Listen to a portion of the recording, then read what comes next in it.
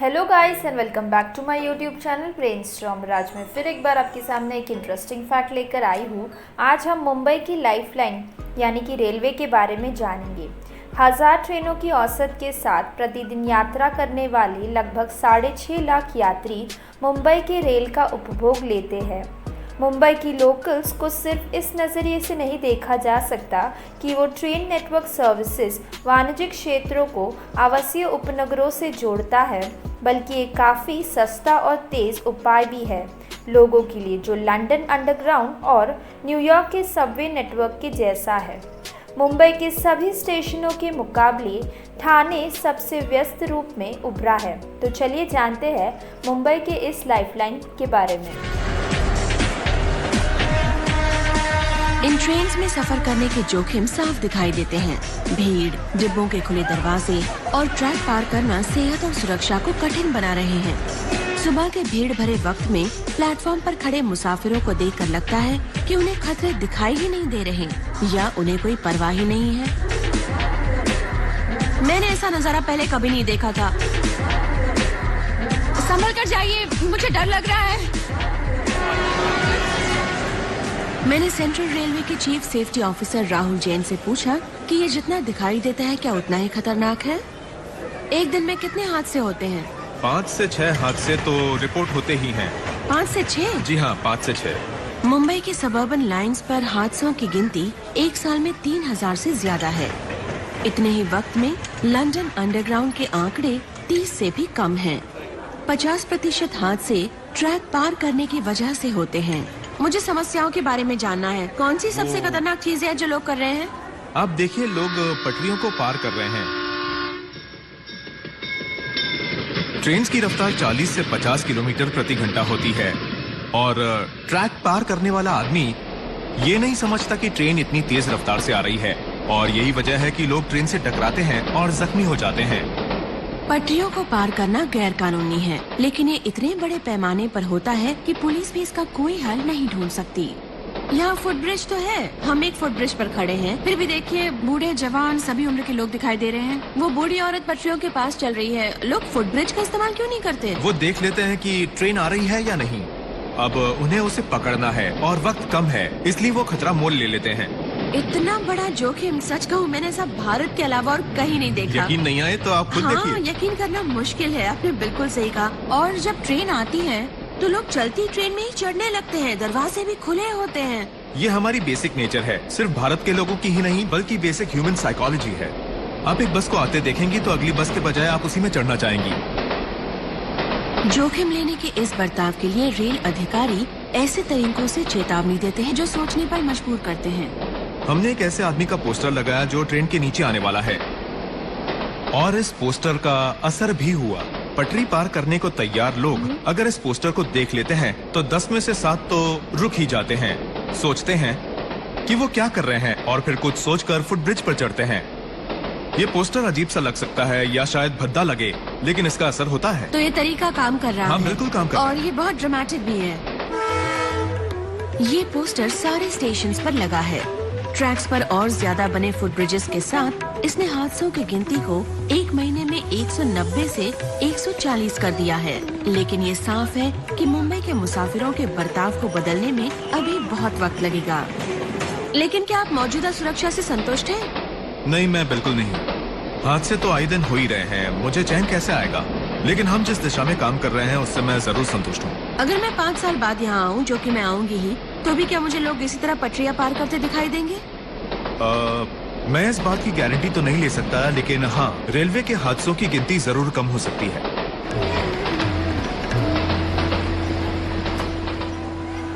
एक और मिस्टर जैन मुसाफिरों को पटरियों से दूर रखने की कोशिश कर रहे हैं और दूसरी तरफ सेफ्टी वर्कर्स को मेंटेनेंस के लिए जोखिम लेना पड़ता है।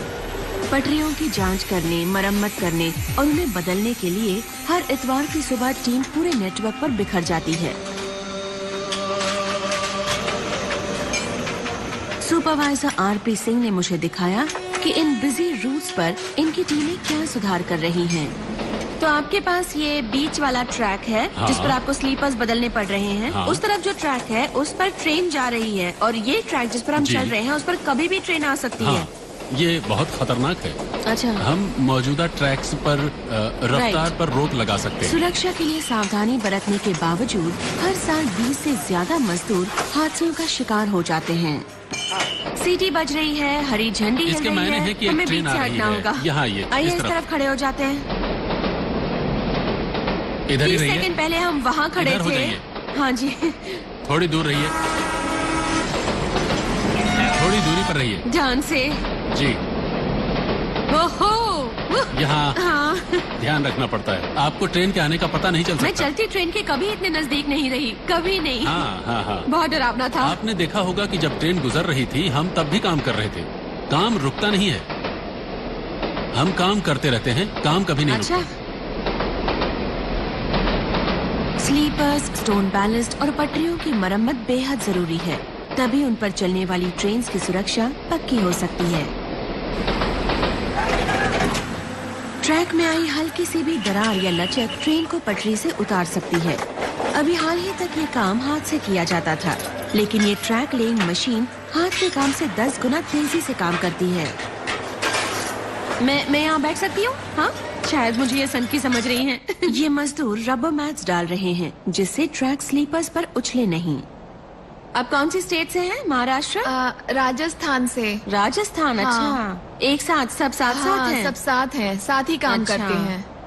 इनके पति और दूसरे रिश्तेदार भी यही काम करते हैं। इनका नाम पंगली है और उम्र 35 साल। इन्हें एक दिन के 250 रुपए मिलते हैं, यानी तकरीबन 2.5 पाउंड। लेकिन यहाँ समानता है, आदमी और औरतों को एक सी तनख्वाह मिलती है। अच्छा है, हाँ अच्छा है। हमारी गाड़ी चल रही है। ये मेरी उम्मीद से ज्यादा तेज जा रही है। रफ्तार काफी तेज है। बेहद अजीब सा लग रहा है, मैं जैसे खिंच रही हूँ। ओह, एक रखना तो रह गया। बातें करने लगी तो एक मैट रह गया। कोई बात नहीं, मेरे पीछे वाले रख देंगे, लेकिन मुझे ध्यान रखना पड़ेगा। मुझे अपना काम ध्यान से करना है।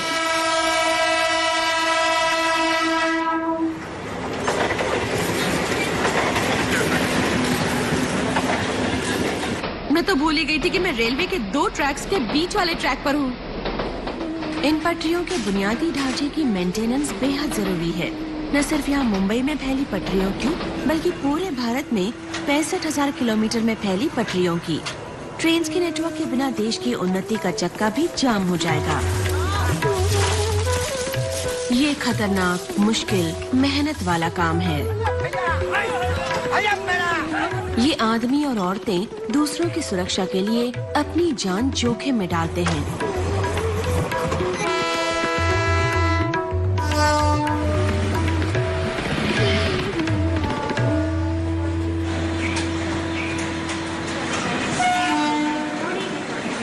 सीएसटी की खासियत है लगातार भरोसेमंद सेवाएं। मुसाफिर काम पर आने जाने के लिए इन पर भरोसा करते हैं। सुबह के सबसे ज्यादा बिजी वक्त में, जैसे कि अब, 50,000 मुसाफिर हर घंटे स्टेशन पर जमा हो जाते हैं। और जो टीम ये पक्का करती है कि ये अपने ऑफिस वक्त पर पहुंचे, वो स्टेशन के ऊंचे टावर में बैठी है।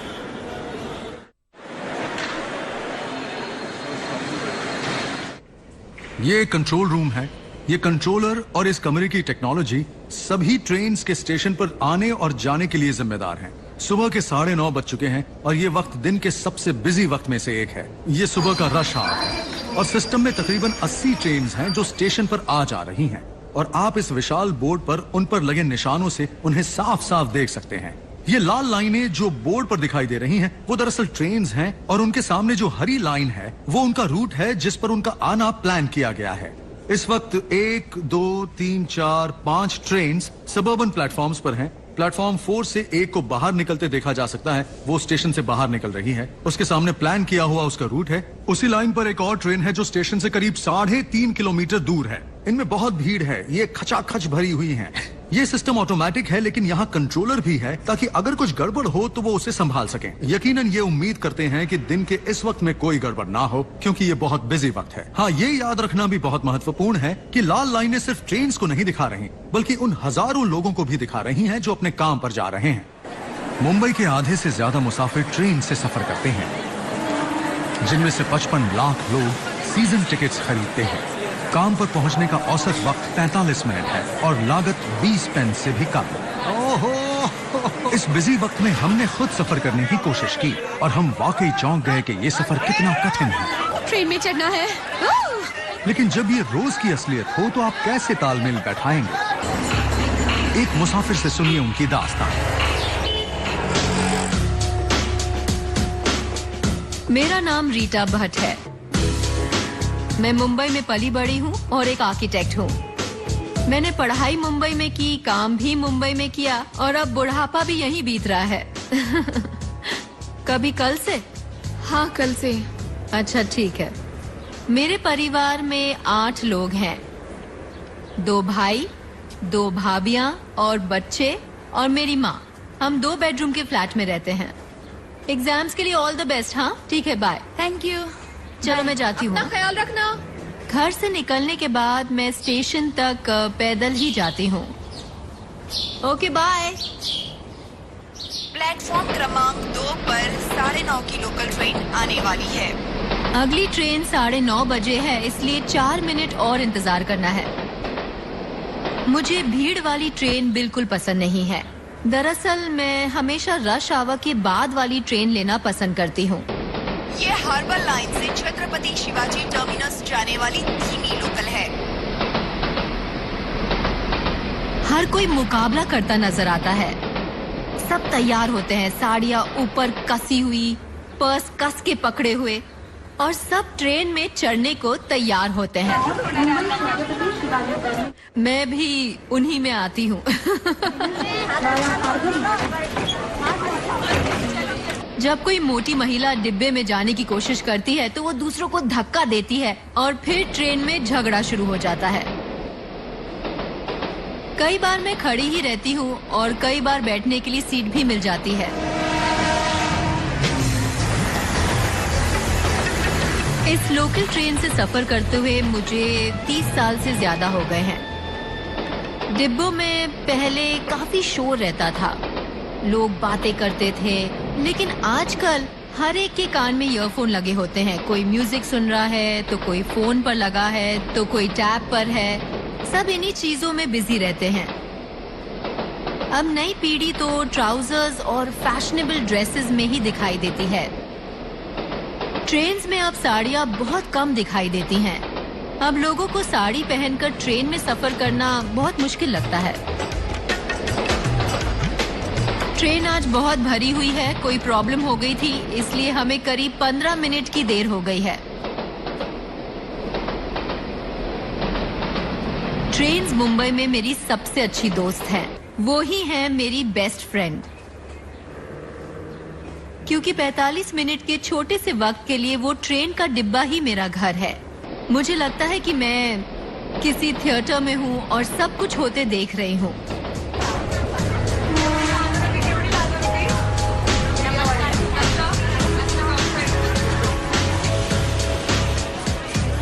ट्रेन से उतरकर मुझे ऐसा लगता है कि हम किसी छत्ते से बाहर आ गए, मधुमक्खियों की तरह, और ट्रेन से बाहर।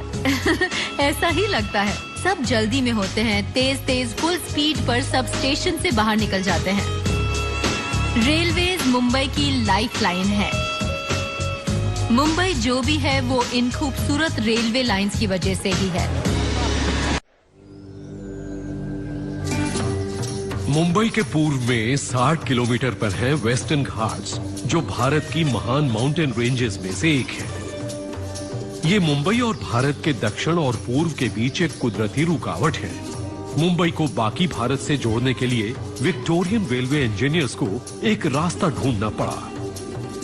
21 किलोमीटर का घोर घाट पास कहलाने वाला ये हिस्सा सबसे ज्यादा कठिन चुनौती था। रेलवे का ये प्रोजेक्ट पूरे भारत में सबसे ज्यादा मुश्किल और सबसे ज्यादा पेचीदा था।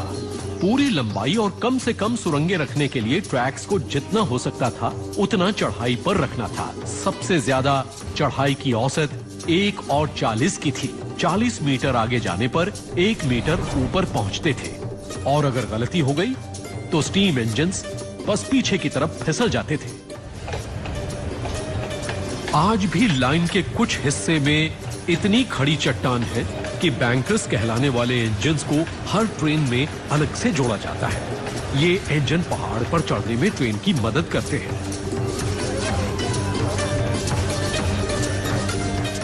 मैं ड्राइवर जयंत रामदासी के साथ ऐसे ही एक बैंकर में सवारी करने जा रहा हूँ।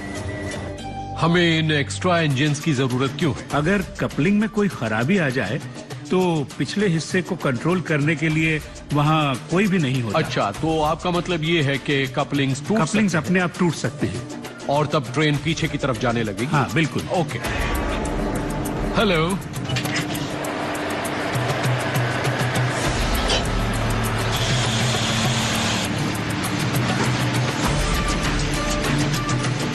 यहाँ पर पहाड़ हैं, है ना?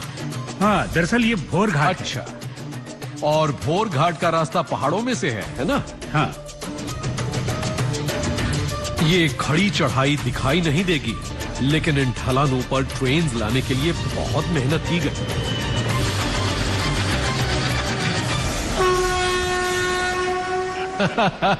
बहुत बढ़िया। दरअसल हर सुरंग में जाने से पहले हमें हॉर्न बजाना चाहिए। हाँ, सही में। वहाँ काम करने वाले लोगों को बताने के लिए कि कोई ट्रेन आ रही है। ओके, आप मुझे बता दीजिएगा तो मैं हॉर्न दबा दूंगा। जरूर। ठीक है, अगली सुरंग आएगी तो बता दीजिए। हाँ।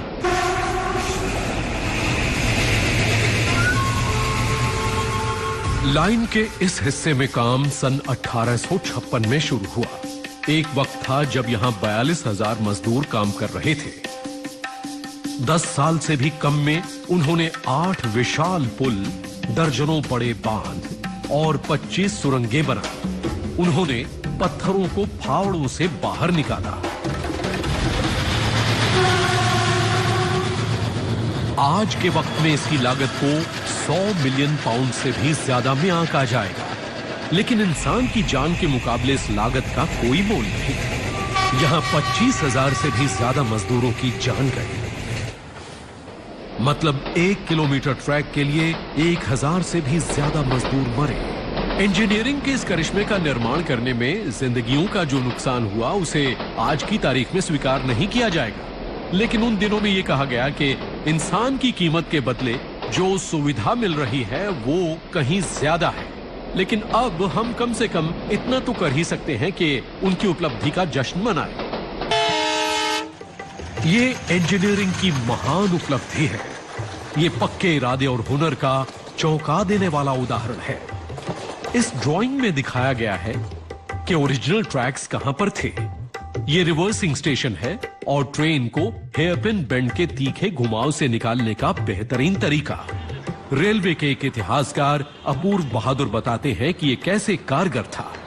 इस तरह ये घाट नीचे से यहाँ ऊपर आई, यहाँ ऊपर तक। ये पुराना रूट है और ये लाइन यहाँ पहुंची। यहाँ एक बड़ी परेशानी सामने आई। वो क्या थी? बड़ी समस्या ये थी इस घुमाव की, क्योंकि लाइन को इस दिशा में जाना था और ये हेयर पिन टर्न था। यहाँ ये लाइन गोल नहीं घूम सकती? नहीं, यहाँ गोल नहीं घूम सकती थी। इसलिए उन्होंने यहाँ नीचे एक यार्ड बनाया और ट्रेन वहां जाती थी और पीछे मुड़ती थी और फिर उस तरफ जाती थी, पहाड़ के दूसरी तरफ खंडाला की ओर। ट्रेन नीचे वाली लाइन पर यार्ड में गई और फिर रिवर्स होकर ऊपर वाली लाइन पर कोने से घूमती हुई। आज नई सुरंगों और इलेक्ट्रिक ट्रेन्स की वजह से उन्हें रिवर्सिंग स्टेशन की जरूरत नहीं है। लेकिन ट्रेन्स को सिर्फ चढ़ाई पर लाना ही मुश्किल नहीं है, उन्हें सुरक्षित नीचे उतारना भी कोई आसान काम नहीं। अगर ब्रेक फेल हो जाते हैं तो ट्रेन रुकेगी नहीं। कैच साइडिंग कहलाने वाला ये सेफ्टी रूट हमेशा से ही लाइन का महत्वपूर्ण हिस्सा रहा है। मुझे कैच साइडिंग के बारे में बताइए, ये कैसे काम करता था? ओके, मान लीजिए कि इमरजेंसी है, ब्रेक फेल हो गया है और ट्रेन रफ्तार पकड़ रही है, इसलिए वो इन ट्रैकों पर तेज और तेज आएगी, लेकिन ये चढ़ाई आगे के मूवमेंट को रोक लेगी। ये बहुत जबरदस्त चढ़ाई है ना? ये करती क्या है? इसकी क्या जरूरत थी? मोमेंटम को तोड़कर ट्रेन को पूरी तरह से रोकने के लिए। लेकिन अगर ये नहीं होती, ये कैच अगर ये नहीं होती तो ट्रेन मेन ट्रैक पर तेज रफ्तार से चली जाती तो शायद पटरी से उतर जाती और बहुत से लोगों की जान जाती। लेकिन इसका इस्तेमाल कितनी बार हुआ? तकरीबन कभी नहीं, कभी नहीं। इसके 165 साल इतिहास में शायद 1 या 2 बार हुआ होगा। अच्छा। और सारे ट्रैक तो बिजी हैं दिन के 24 घंटे। भारतीय रेलवेज के इतिहास में ये लाइन बहुत महत्वपूर्ण है।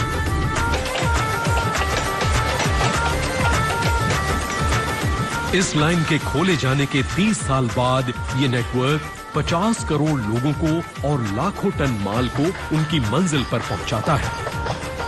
इसने भारत की तरक्की में मदद की, खास तौर पर मुंबई की, जो आज इंडस्ट्रियल पावर हाउस माना जाता है।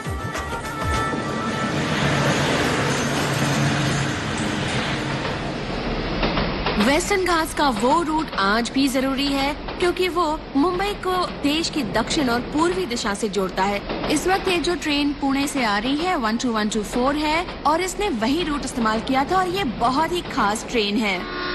इस शहर के लोगों और ट्रेन को चाहने वाले लोगों के दिल में इसकी बहुत खास जगह है। वो बड़े प्यार से इसे डेक्कन क्वीन कहते हैं। ट्रेन के ऐसे ही एक दीवाने हैं आशीष कबिलकर। तो डेक्कन क्वीन इतनी खास क्यों है बताइए? ये भारतीय रेलवेज की सबसे पॉपुलर ट्रेन है। जो लोग इससे रेगुलरली सफर करते हैं वो हर साल इसका बर्थडे जोर शोर से मनाते हैं, केक काटते हैं। सब कुछ वैसा ही होता है जैसा किसी बर्थडे पार्टी में होता है। पूरा माहौल मौज मस्ती वाला होता है। सभी यात्रियों के लिए वो बहुत खास दिन होता है। ये एक साधारण ट्रेन दिखाई दे सकती है, लेकिन हर रोज 10:25 पर इसका पहुंचना आशीष जैसे लोगों के लिए ऐतिहासिक महत्व रखता है। ये ट्रेन 1 जून सन 1930 को शुरू हुई थी और तब से ये चल रही है। पहले ये सिर्फ ब्रिटिशर्स के लिए थी और हफ्ते के आखिर में चलती थी। तब ये सिर्फ वीकेंड ट्रेन थी। सन 1943 में भारतीयों को इसमें सफर करने की इजाजत मिली और तब से मुसाफिर लगातार बढ़ते गए। पुणे से इसमें इतने ज्यादा लोग सफर करने लगे कि उन्होंने इसे एक खास नाम भी दे दिया है ना? हाँ, पहले इसे हमेशा हस्बैंड स्पेशल कहा जाता था क्योंकि आम आदमी काम के लिए मुंबई जाते थे और इसी ट्रेन से वापस पुणे लौटा करते थे। लेकिन अब सिर्फ हस्बैंड से नहीं बल्कि बहुत सारी वाइफ्स भी हैं और सिंगल लोग भी हैं जो इस ट्रेन से सफर हाँ। करते हैं। फिर सोसाइटी में बदलाव आया है ना, और टेक्नोलॉजी में भी। तो क्या हुआ? हाँ बिल्कुल, हाँ फिर टेक्नोलॉजी बदली। पहले ट्रेन स्टीम द्वारा चलती थी और पुणे से मुंबई तक का सफर पूरे 6 घंटे का था। अब इसे इलेक्ट्रिक इंजन चलाते हैं, इसलिए सफर का वक्त कम होकर सिर्फ 3 घंटे का हो गया है। यात्रियों के लिए ये एक बहुत बड़ी सुविधा हो गई है। बस 3 घंटे का सफर, इसलिए ज्यादा से ज्यादा लोग ट्रेन से सफर करेंगे। हाँ। क्या वो अभी भी इसी से आते जाते हैं? ऐसे बिजनेसमैन हैं जो रोज सुबह मुंबई आते हैं। ऑफिस जाने वाले ऐसे लोग भी हैं जो मुंबई आते हैं और वापस इसी से पुणे जाते हैं। क्या आप भी पुणे में रहते हैं? हाँ, मैं वहीं रहता और हूँ। आप मुंबई कैसे आते हैं? जब भी मुझे मुंबई आना होता है तो डेक्कन क्वीन के अलावा किसी और साधन का सवाल ही नहीं उठता। आप वाकई इस ट्रेन को पसंद करते हैं ना? ये सोचकर आप कितने खुश हैं कि ट्रेन ठीक आपके पीछे है। मैं खुश हूँ। मैं शब्दों में बयान नहीं कर सकता। हर शाम डेक्कन क्वीन से सफर करना बहुत बढ़िया अनुभव है। क्या कोई भी ट्रेन को इस हद तक पसंद कर सकता है? नहीं, ये लगाव हमारे खून में होना चाहिए। आप किसी को ट्रेन का दीवाना नहीं बना ये सकते। पैदाइशी खासियत है। Ashish ji, thank you so much. Thank you. हम 6 लोगों की टीम को हमला करना था। इन लोगों ने ऐसी लड़ाई पहले नहीं लड़ी। Fire live from Afghanistan Discovery पर। This program is powered. कोई भी ट्रेन बिना ड्राइवर के कहीं नहीं जाती। यहाँ इस नौकरी को बहुत इज्जत से देखा जाता है। भारतीय रेलवेज में 90,000 मोटरमैन यानी ड्राइवर हैं। ये हुनर का काम है और इसके लिए कई सालों तक कड़ी ट्रेनिंग लेनी पड़ती है। लेकिन रॉबर्ट को इसकी जरूरत नहीं पड़ी। उन्हें तो ट्रेन चलाने का मौका ऐसे ही मिल गया। मैंने ट्रेन चलाने के कई सबक भुसावल रेलवे ट्रेनिंग इंस्टीट्यूट से सीखे। मैंने सिग्नल के बेसिक्स सीख लिए हैं। अगर मैं इधर से आ रहा हूं तो उस तरफ जा सकता हूं, सिग्नल हरा है, और अगर पीला है तो मुझे ध्यान रखना होगा, मुझे रुकने के लिए तैयार होना पड़ेगा, लाल होते ही रुक जाना है। मैं सिमुलेटर पर पहला लेसन सीखने में कामयाब रहा। लाइट्स जलनी शुरू हो गई हैं। हम आप चल देख पड़े। सकते हैं। अब मेरे इंस्ट्रक्टर मोहम्मद इत्सार मेरा टेस्ट ले रहे हैं, ये देखने के लिए कि क्या मैं असली लोकोमोटिव चलाने के लिए तैयार हूं या नहीं। वो थोड़ा दूर जाकर बैठ गए हैं और मैं सीखे हुए सबक याद करने की कोशिश कर रहा हूं। ओके, इस वक्त थ्रॉटल बंद है, लोकोमोटिव के ब्रेक ऑन है, ट्रेन के ब्रेक भी ऑन है। इस सिमुलेटर से मुझे पता चलेगा कि 24 डिब्बों वाली डीजल ट्रेन जिसमें 1500 मुसाफिर हों, उसे चलाना कैसा लगता है।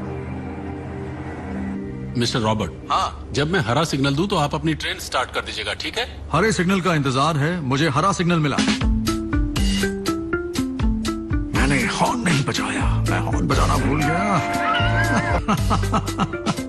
ड्राइवर्स को स्टेशन छोड़ते वक्त प्लेटफॉर्म पर खड़े मुसाफिरों को चेतावनी देने के लिए हॉर्न बजाना होता है। इसे ना कर पाने के मायने हैं मैंने काम की शुरुआत में ही गड़बड़ कर दी। और रफ्तार बढ़ाइएगा। अब सिग्नल की अगली लाइट आने वाली है, वो रही, अब ये हरी है। सामने की रुकावटों को देखते हुए और लोकोमोटिव को कंट्रोल करने के साथ साथ मेरे सामने वो डायल्स भी हैं जिन पर ब्रेक प्रेशर, इंजन पावर और स्पीड दिखाई दे रही है। सभी पर लगातार नजर रखनी है। अब शायद लेवल क्रॉसिंग आ रहा है। ट्रेन के ड्राइवर को पटरी पर जब तक कोई रुकावट दिखाई देती है, ब्रेक लगाने के लिए बहुत देर हो चुकी होती है। अब पीले रंग का सिग्नल आ रहा है, आपको ट्रेन की स्पीड कम करनी होगी। अब मुझे इस विशाल ट्रेन को रोकना है क्योंकि हम स्टेशन पर पहुंच रहे हैं। वो पीला सिग्नल है, अब मुझे ब्रेक लगाने हैं। स्पीड काफी धीमी हो गई है। बहुत बढ़िया। आपको प्लेटफॉर्म पर ट्रेन रोकनी होगी। ओह, मैंने ट्रेन को बहुत जल्दी रोक दिया। इतनी विशाल और भारी चीज को किसी खास जगह एक स्टेशन पर रोकना कितना मुश्किल होता है मुझे पता चल गया है। वाकई मुश्किल है। काश कि मोहम्मद को मेरी कोशिश अच्छी लगी हो। तो कहिए। ओके मिस्टर रॉबर्ट, मैंने कैसा काम कैसी लगी? तनाव भरा था लेकिन बहुत बढ़िया। फोकस आपने करना कुछ अच्छा सीखा? लगा। और कुछ नहीं तो बस ये सीखा कि ट्रेन चलाना कितना मुश्किल होता है, लेकिन सबसे ज्यादा मुश्किल है ट्रेन को स्टेशन पर रोकना। सबसे ज्यादा मुश्किल रोकना मुश्किल है क्योंकि आपको देखना है कि भार कितना है, सामने चढ़ाई कैसी है, और आपको ट्रेन कहाँ रोकनी है, ट्रेन की स्पीड क्या है, और इस सब के हिसाब से आपको ब्रेक लगाने हैं। और इन सब बातों का ध्यान रखकर आपको उस खास जगह पर ब्रेक लगाने हैं। सिग्नल से पहले, सिग्नल के बाद नहीं। आपने सही कहा। ट्रेन चलाने की शुरुआत करना आसान, वो आसान ट्रेन है। को रोकना मुश्किल है। बिल्कुल। दरअसल लोगों के ड्राइवरों को ट्रेन रोकने के पैसे मिलते ट्रेन हैं, रोकने के। ट्रेन चलाने के नहीं। मैंने कुछ तो ठीक किया है, तभी तो मुझे शंटिंग यार्ड में रिपोर्ट करने के लिए कहा गया है। आमतौर पर 7 साल की ट्रेनिंग के बाद ही ड्राइवरों को असली लोकोमोटिव पर भेजा जाता है, लेकिन मुझे इसके लिए खास परमिशन दी गई है। ओह माय गॉड, ये रहा। ओह, बहुत बड़ा है। सही मायनों में मेरा पहला इंजन डीजल लोकोमोटिव। ये भारत में बना डीजल पावर का 3100 हॉर्स पावर वाला शक्ति WDG-3A शंटिंग इंजन है। ये भारतीय रेलवे का सबसे ताकतवर इंजन है। मेरी हिफाजत करने के लिए मेरे साथ हैं chief loco inspector Ramesh Karkade. Hello Ramesh. Hello sir. आप कैसे हैं? मैं ठीक हूँ। मैं बैठ जाऊं? बिल्कुल बिल्कुल। ओह, बैठिए। मेरी अपनी ट्रेन, ये बहुत बढ़िया है। अब देखना है कि मोहम्मद ने मुझे जो कुछ भी सिम्युलेटर पर सिखाया है वो मुझे याद है या नहीं। रमेश, ये थ्रॉटल है। Yes sir. सबसे पहले थ्रॉटल को खोलिए। हाँ, एक नॉच। एक नॉच तक, और लोको ब्रेक को छोड़िए। लोको ब्रेक छोड़ रहा हूं।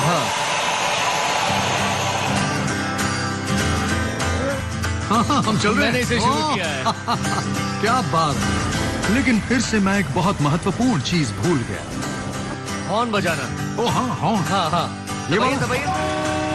हाँ हाँ, अब छोड़ दीजिए, छोड़ दीजिए, छोड़ दीजिए, छोड़ दीजिए। इसे नीचे कर दूं? बढ़िया। आसपास काफी हरियाली है। फिर से ऊपर एक नॉच।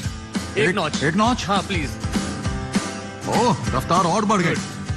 मैंने शायद 2 नॉचेस कर दिए, लेकिन इस विशाल मशीन की स्पीड तेज है। हम 10 से ज्यादा की स्पीड पर जा रहे हैं। हाँ, 10 से ज्यादा। हाँ। ओह, बिल्कुल सिम्युलेटर की तरह ही पटरी पर भी कुछ रुकावटें दिखाई दी। ओ, झाड़ियाँ हैं। हाँ। ओ, बढ़िया। एक नॉच। यस। एक नॉच? ओके, एक नॉच और बढ़ा दिया। यस। ओह, हम दरअसल जंगल में हैं। ओह, हम जल्द ही ट्रैक के आखिर में पहुंचने वाले हैं और मुझे मोहम्मद की सलाह याद है कि अच्छे ड्राइवर वही हैं जो ट्रेन को रोकने में अच्छे हैं। अब मुझे ब्रेक लगाने चाहिए रमेश। हाँ हाँ, ब्रेक लगा दीजिए। इसे धकेलना है, धकेलना है। धकेलना है? हाँ।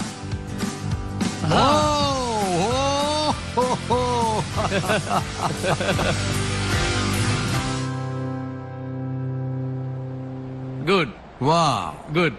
ट्रेन रुक गई। Yes yes. थैंक यू बढ़िया सो काम मच। किया सर। ये अच्छा रहा। मैं अच्छा ड्राइवर हूँ ना? बिल्कुल, मैं अच्छा ड्राइवर। बिल्कुल सर, अच्छे ड्राइवर हैं बेस्ट आप। ड्राइवर। क्या बात है। रॉबर्ट को अब शायद सीएसटी के ट्रेन ड्राइवर्स को ज्वाइन करने में देर नहीं लगेगी।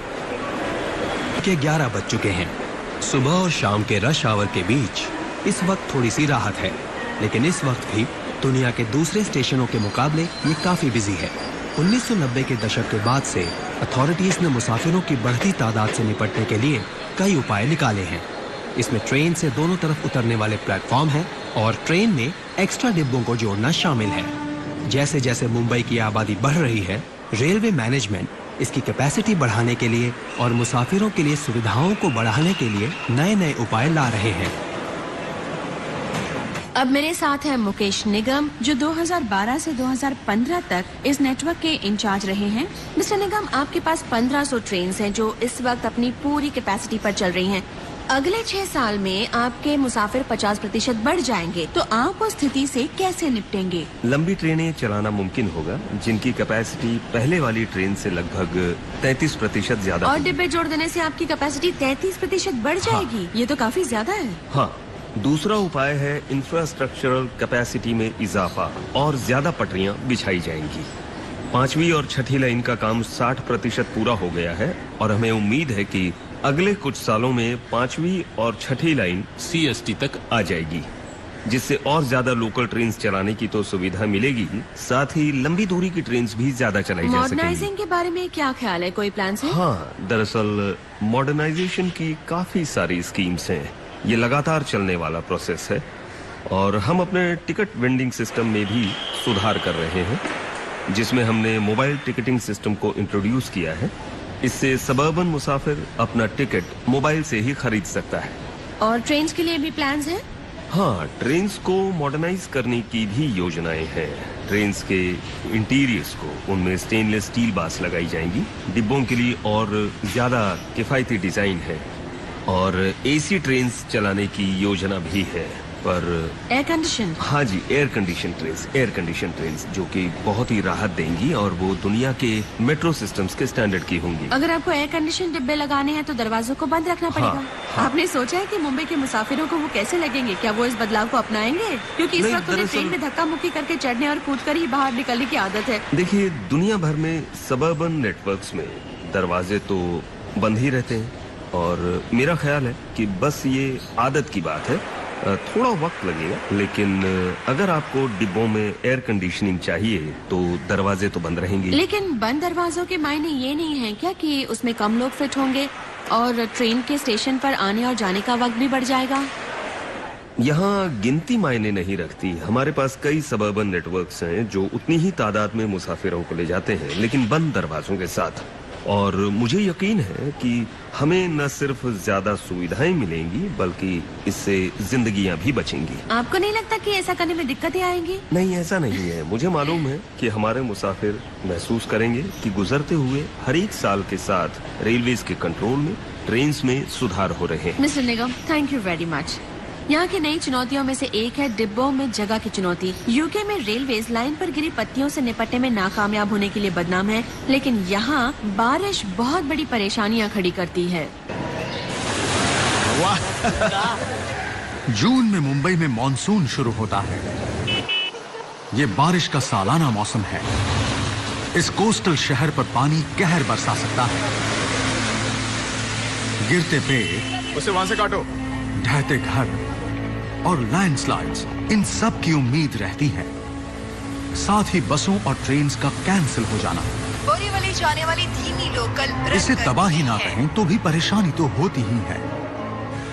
लेकिन एक साल जाने दो उसको। मॉनसून ने रेलवेज को अपाहिज कर दिया और शहर को पैरालाइज।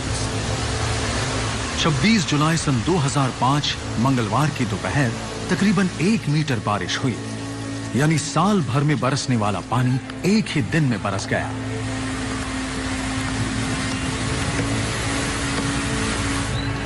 छोटे बड़े सभी नाले प्लास्टिक बैग्स और कचरे से बंद हो गए। पानी निकलने के लिए रास्ता ही नहीं था। शहर और इसके ट्रांसपोर्ट हब्स जल्द ही बाढ़ में डूब गए।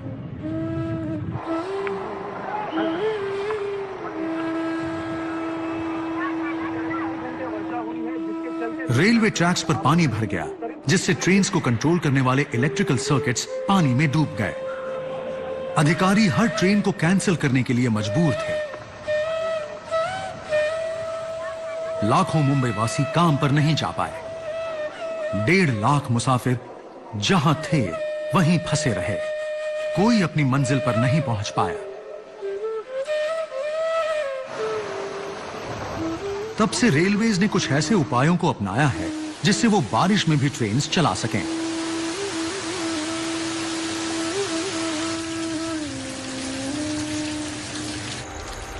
आज और हर रात खास वर्कर्स की एक टीम, जिसे मक पिकर्स कहा जाता है, कूड़ा उठाने का काम करती है।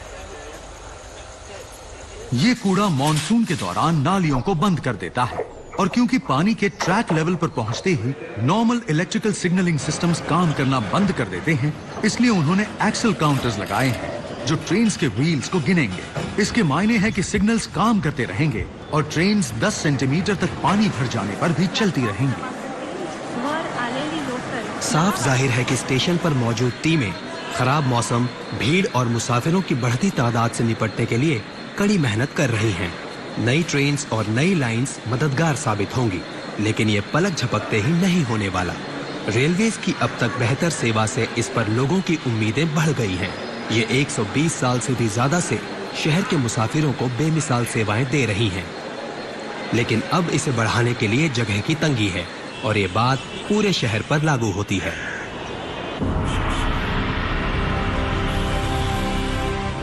मुंबई भारत का दौलतमंद शहर है। देश के सबसे ज्यादा अमीर लोग और शहरों के मुकाबले यहीं रहते हैं, और हर रोज और लोग यहाँ आते जा रहे हैं पैसा कमाने की उम्मीद में। ये 1,70,00,000 लोगों का घर है। आबादी और बढ़ रही है। अब भविष्य के लिए एक बड़ा सवाल ये है कि शहर का पब्लिक ट्रांसपोर्ट सिस्टम इस बढ़ती मांग को कैसे पूरा कर पाएगा। मैं नॉर्दर्न सबर्ब अंधेरी में शिवा शुलेमन के साथ हूँ, जो मुंबई यूनिवर्सिटी में ट्रांसपोर्ट इकोनॉमिक्स के प्रोफेसर हैं। वो समझा रहे हैं कि शहर की ज्योग्राफी भी कुछ हद तक समस्या की वजह है। हम यहाँ सबर्ब्स में हैं, और इससे परे भी सबर्ब्स बढ़ चुके हैं। हमारे पास ट्रांसपोर्ट सिस्टम है, एक बड़ा ट्रांसपोर्ट सिस्टम जिसकी पहुंच काफी जगह तक है, लेकिन सिर्फ उत्तर दक्षिण दिशा में। पूरब पश्चिम में ज्यादा नहीं है, क्योंकि पूरब और पश्चिम को जोड़ने वाले रास्ते कम बने हैं। मतलब लोग बहुत ज्यादा हैं और ट्रेन सही जगह पर नहीं है। हाँ। मुंबई की मेन रोड और रेलवे उत्तर दक्षिण में फैली हुई हैं, लेकिन पूरब पश्चिम की कड़ी के बिना ज्यादातर सबर्ब्स तक उनकी पहुंच नहीं है। पिछले कई वर्षों में क्या यहाँ नए पब्लिक ट्रांसपोर्ट सिस्टम को बनाने के लिए इन्वेस्टमेंट हुई है? मेरे ख्याल से तो 3-4 दशक से इस मुद्दे पर कुछ नहीं हुआ। ज्यादातर सड़कें जो बनी हैं वो लोगों के पर्सनल व्हीकल्स के लिए हैं, न कि पब्लिक ट्रांसपोर्ट के लिए। तो प्रोफेसर, इसका हल क्या है? मेरा ख्याल है कि सिर्फ एक ही हल है, अंडरग्राउंड जाना और ऊपर की तरफ एलिवेटेड तरीके से रास्ते बनाना। लेकिन ये बहुत महंगे हल हैं। महंगा हो या सस्ता, भविष्य के लिए एलिवेटेड लाइंस मुंबई की रेलवेज की योजना में है, और पहली न्यू मेट्रो लाइन अपने रास्ते पर चल चुकी है। इसका जायजा लेने के लिए मैं यहाँ अंधेरी में मुसाफिरों के साथ शामिल हो रहा हूँ। पब्लिक और प्राइवेट पार्टनरशिप की मदद से ये लाइन पूरब से पश्चिम 11.5 किलोमीटर तक तैयार है और घाटकोपर से वर्सोवा तक जाती है। वाह, ये तो शहर का एक अलग ही हिस्सा है। एकदम नया अल्ट्रा मॉडर्न रेलवे। वाह। लेकिन इसे बनाने के लिए भारी कीमत चुकानी पड़ी। इसकी लागत आनी थी 25 करोड़ पाउंड्स। निर्माण और नियमों के तहत मंजूरी में देरी की वजह से सन 2014 में शुरू होने तक लागत दुगुनी हो गई, यानी 50 करोड़ पाउंड। सबर्बन रेलवे के मुकाबले ये प्लेटफॉर्म्स काफी बेहतर हैं। यहाँ एक पीली लाइन है और सब इसके पीछे खड़े होते हैं। लोग कायदे से नीचे उतरते हैं और फिर सब ट्रेन में चढ़ते हैं। एयर कंडीशन्ड, खुला खुला। अब सफर करने में मेरा दिमाग खराब नहीं होगा। इन मैप्स को देखिए, इन छोटे नक्शों पर लाइट्स जल बुझ रही हैं, जो आपको बता रही हैं कि आप दरअसल कहाँ हैं। बैठने की जगह भी है।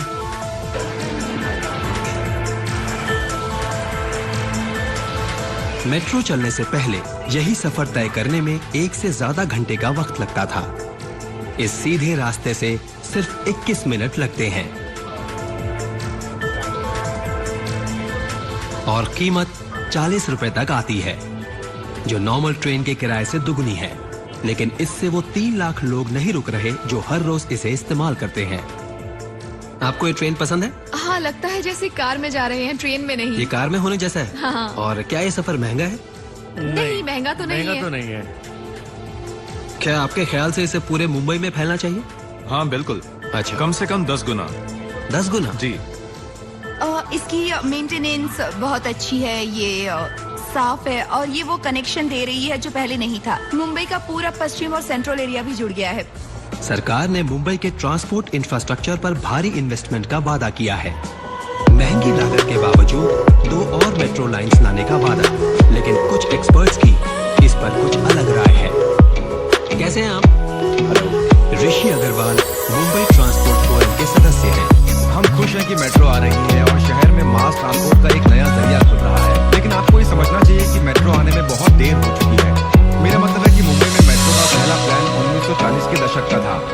अब मुंबई की आबादी बहुत ज्यादा बढ़ चुकी है और निर्माण का काम करने में बहुत ज्यादा मुश्किलें आएंगी। सरकार कह रही है कि मेट्रो 5-6 साल में बनकर तैयार हो जाएगी, लेकिन 10 साल तो लगेंगे। तो आपका कहना है कि बहुत देर हो चुकी है, ये लाइन छोटी है और बहुत ज्यादा महंगी है। हाँ, बहुत ज्यादा महंगी है। दूसरी और तीसरी लाइन दोनों की कुल लागत $15 मिलियन आएगी और ये लागत बढ़ती ही जाएगी। तो कम वक्त में, मतलब अगले 1 या 2 साल में क्या किया जा सकता है? हम एयर कंडीशन बसेस में इन्वेस्ट कर सकते हैं। हमारे पास सड़कों का नेटवर्क है जिसे हम पूरी तरह से इस्तेमाल नहीं करते और कारों की गिनती बड़ी तेजी से बढ़ रही है, जिसकी वजह से सड़कों पर ट्रैफिक जाम हो जाता है। अगर आप हजारों एयर कंडीशन बसेस चला देंगे और उसके लिए जरूरी लागत और पॉलिटिकल मदद ले लेंगे तो मुंबई को हल मिल सकता है। तो क्या बस यही हल है? लेकिन क्या मुंबई हमेशा हालात से समझौता करने की कोशिश में लगी रहेगी? मेरा ख्याल है कि हम अलग अलग चीजों के लिए साथ साथ तेज रफ्तार से 5-6 प्लान तैयार करें जो एक साथ काम करके मुंबई की मुश्किलों को 1 दशक के अंदर सुलझा सकें। कुछ जरूरी इंस्टीट्यूशंस खोले जाने चाहिए, जैसे कि institute of transport for London वगैरह, जो मुंबई के आने वाले वक्त के लिए प्लान बना सकें। मेट्रो में यकीनन सुनहरा भविष्य दिख रहा है, लेकिन हमें इंतजार करना पड़ेगा ये देखने के लिए कि इस विशाल शहर के ट्रांसपोर्ट सिस्टम्स इसकी बढ़ती आबादी के रफ्तार के साथ चल पाते हैं या नहीं। ये समझना कि ये बेहतरीन स्टेशन कैसे इतना कारगर है, अपने आप में एक कमाल का अनुभव है। ये सेंट्रल रेलवे का शुक्रिया, यहाँ छत्रपति शिवाजी टर्मिनस पर हमारे होस्ट और स्टेशन स्टाफ के सारे सदस्यों का शुक्रिया। और हाँ, देखने के लिए शुक्रिया। Good bye. तो गाइस, आपको मुंबई के इस व्यस्त और भागदौड़ भरी रेलवे लाइन के बारे में जानकर कैसा लगा, कमेंट करके ज़रूर बताइए। और ऐसे अमेजिंग वीडियोस के लिए यूट्यूब में हमारे चैनल ब्रेनस्टॉर्मर को लाइक करें, शेयर करें और सब्सक्राइब करना मत भूलिए। मिलते हैं अगले वीडियो में।